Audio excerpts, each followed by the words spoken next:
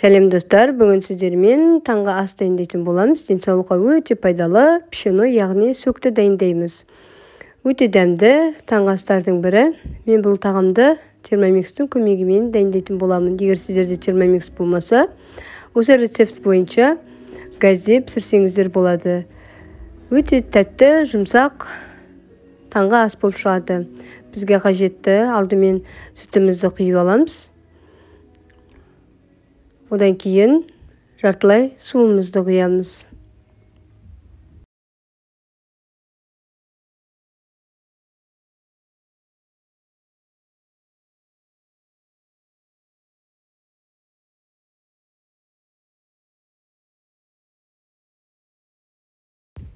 Суымыз бен сүтімізді құйып алғаннан кейін үстіне алдын ала жуып дайындалып тұрған бізде 100 грамдық сөгімізді саламыз ішіне.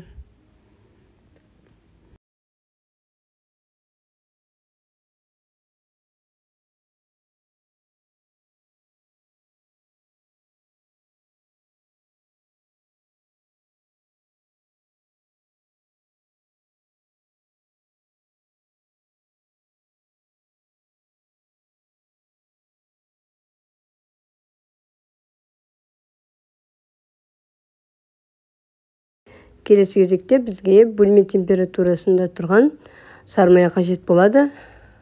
20 грамды сармай.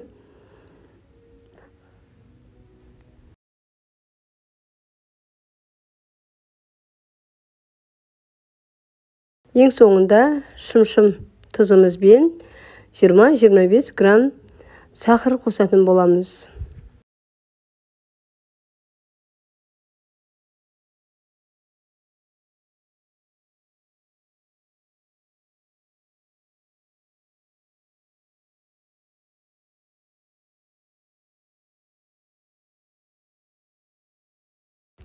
Енді минутына қоямыз. Алдымен 40 минутқа қоямыз. Градусын 90-ға және скорость 2-ге қоямыз.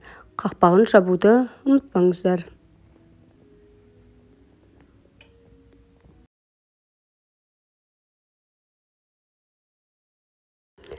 Міне біздің бүгінгі таңғы асымыз дайын болды. Балдарым сүйіп жейтін ең тәтті таңғы астардың бірі. Сіздер де жасап көріңіздер. Егер термомикске қызығып жүрген болсаңыздар, пікір қалдырып, өздеріңіздің сұрақтарыңызды қойсаңыздар болады. Міндетті түрде жауап беремін.